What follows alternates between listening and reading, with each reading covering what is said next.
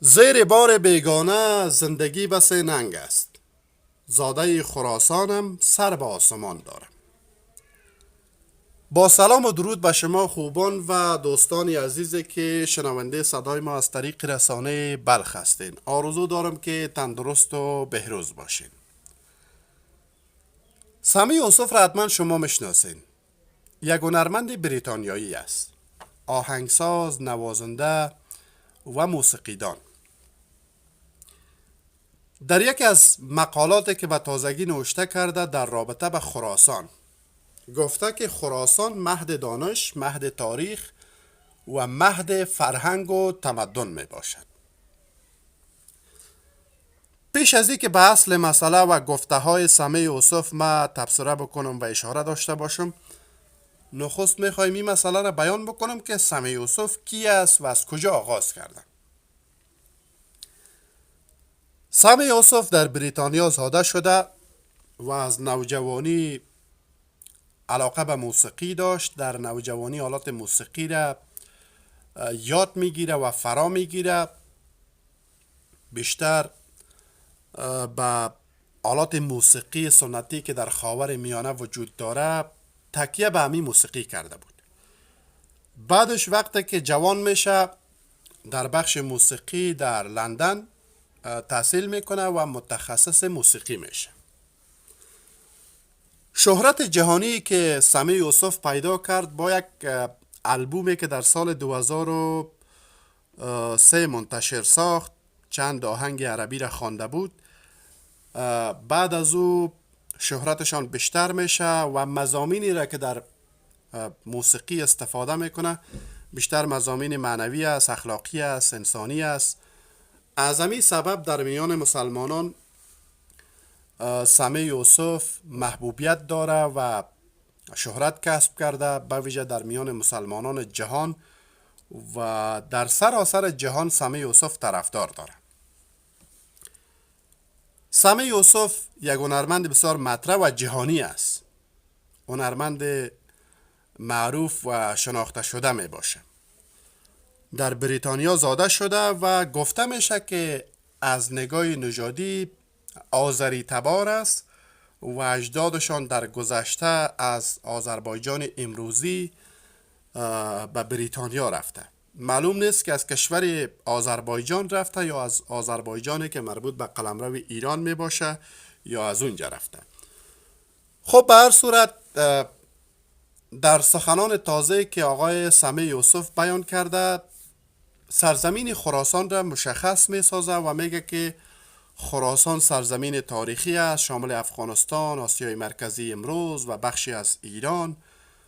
و خراسان جایی بود که مردان بزرگ در خراسان زاده شده. مهد دانش است، مهد تاریخ است، مهد فرهنگ است و یکی از مهمترین مراکز تمدنی و مراکز فرهنگی در تاریخ جهان می باشد. این هنرمند سرشناس بریتانیایی در میان مخاطبان خود محبوبیت دارد در رابطه به موسیقی. اما حالا به تازگی در رابطه به تاریخ هم صحبت میکنه. اگر به یاد داشته باشین تقریبا 8 سال پیش یک آهنگ خوانده بودند در رابطه به خراسان، در مورد جایگاه خراسان، در مورد فرهنگ خراسان و در آهنگ خود توصیف از خراسان کرده بودند و احساسات بسیار عمیقی در این آهنگ وجود داره. میراث فرهنگی یک منطقه را در این آهنگ بیان میکنه، نقش تاریخی مردمانی که در شکلگیری تمدن در این منطقه وجود داشته در آهنگ خود بازتاب میده و از شکلگیری خراسان و تمدنی که در این منطقه وجود داشته در قالب آهنگ خود چیزهایی را بیان میکنه. و این آهنگ به زبان فارسی و زبان انگلیسی خوانده شده بود. زمانی که آهنگ خراسان از زبان سمی یوسف بیرون برآمد مورد استقبال قرار گرفت. علاقمندان موسیقی و کسانی که علاقه به فرهنگ و تمدن داشتند به ویژه فارسی زبانان بسیار برشان جلب توجه کرد. از آقای سمیع یوسف حمایت کردند و او را هنرمند بسیار مطرح دانستند و از کارهای سمیع یوسف تقدیر کردند. من شخصا خودم طرفدار سمیع یوسف هستم. به هر زبانی که میخوانند زیبا میخوانند، به ویژه آهنگایی که عرفانی و تصوفی باشه یکم زیباتر میخوانند. آهنگ فارسی هم داره، تقریبا 6 پارچه یا بیشتر از 6 پارچه آهنگ فارسی داره و حتی فارسی را با سایر زبانهای دیگه که آورده آهنگ خوانده به یک نوع مخلوط ساخته که او را خواسته زیبا بسازه. خب به باور پژوهشگران و تاریخدانان آنچه را که سمیع یوسف بیان کرده ای را تمام ما میدانیم و میدانیم که خراسان مرکز علم است، مرکز تاریخ است، مرکز تمدن است و مرکز فرهنگ است.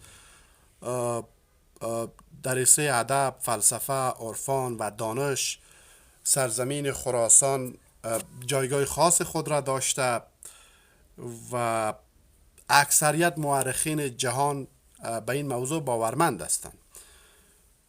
این که سمیع یوسف آمده این سخن را بیان کرده، من را به خاطر از این انتخاب کردم و این بحث را دنبال کردم که سمیع یوسف خب اگر نژاد آذری داشته باشه و بیشتر در ترکیه زندگی میکنن، گاهی اوقات در ترکیه میباشن، اینا خودشان میدانن از تاریخ، از بعض مسائل آگاهی دارن. خب از نگاه اگر قرار باشه که این گونه محاسبه بکنیم ترک هستند دیگه، نژادشان اصلیتشان ترک است، اما از تاریخ انکار نمیکنن.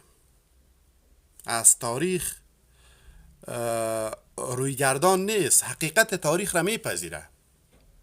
میگه که این سرزمین، این منطقه در گذشته خراسان نام داشت، ادب، فرهنگ، عرفان، تصوف، موسیقی، شعر از خراسان برخواسته و به حقیقت خراسان پی میبره. این را به خاطر از این انتخاب کردم که یک تعداد دوستایی که خودشان در امی قلم رو هستن از تاریخ انکار میکنن. نژادشان با امی منطقه ارتباط داره، زبانشان، هویتشان، همه چیزشان با این منطقه ارتباط داره، ولی وقتی که از صحبت از تاریخ میکنین باز دور یک چیز دیگه را میزنن، میگن که ما فلان هستیم و این نام در اینجا باشه، این نام هزاران سال در اینجا تاریخ داشته. از تاریخ خود اینا روی گردان میشن و از تاریخ انکار میکنن. من به خاطر از این مسئله گفته های سمیع یوسف را برای شما یادآوری کردم که سمیع یوسف یک هنرمند است، اصالتشان هم از جای دیگه هستند، اما چرا به زبان فارسی آهنگ میخوانند. امی آهنگی را که بیا که بریم به مزار، سیل گل لالزار و وادل برجام، اکثریت مردمان افغانستان با این آهنگ خاطره دارند، به ویژه در زمانی که سال نو می باشه و جشن نوروز می باشه.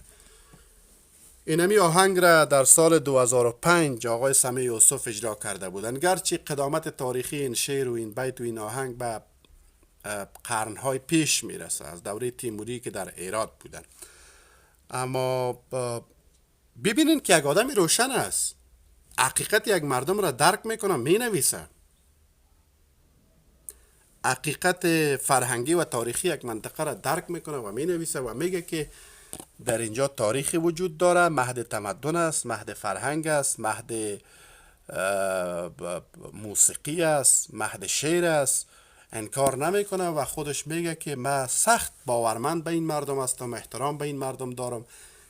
گامی را که در عرصه موسیقی ما برداشتیم یک گام بسیار خوبی است و ما الهام گرفتیم از عرفان، تصوف و شعر و موسیقی که در خراسان وجود داشته.